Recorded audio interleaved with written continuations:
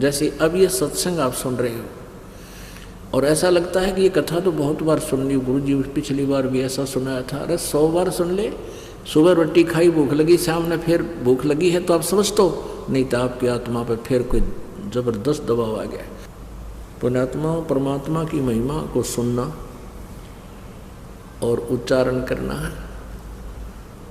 एक बहुत ही पुण्य होता है। सुनाने वाला प्यार से सुनावे, कसक के साथ सुनावे और सुनने वाला श्रद्धा से सुने तो बहुत पुण्य प्राप्त होता है।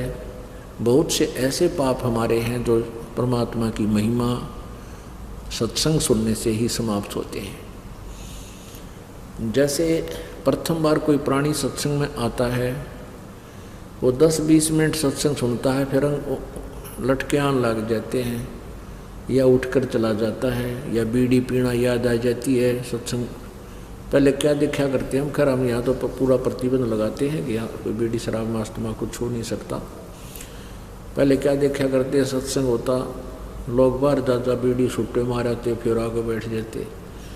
जो नाम ले रहे वह भी किसी औरों के सत्संगों में पूरा ड्रामा था।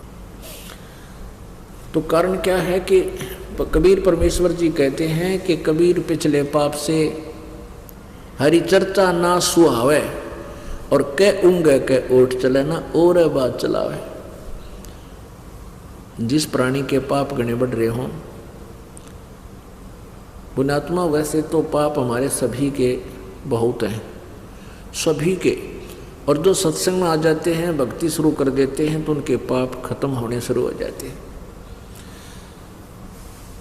तो क्या आप जी किसी भक्त भाई बहन रिश्तेदार मित्र को सहेली सखी को बोलते हो क्या और सत्संग सुन लो?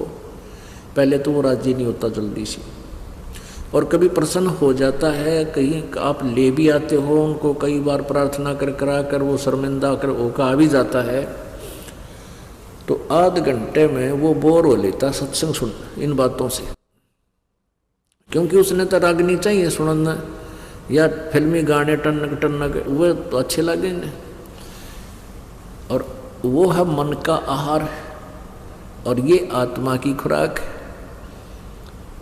तो क्या करेंगे, थोड़ी देर तो सुनेगा, फिर या तो लटके लेने लग जाएगा या फिर अपने मित्र सहेली से कहेगा कि कितनी देर और होगा सत्संग, यानी कोई ऐसा जिक्र करेगा जिससे दूसरा डिस्टर्ब होगा भक्त, तो वो भक्त न्यू कहेगा भाई बोला मत, सत्संग सुन दिया हमने।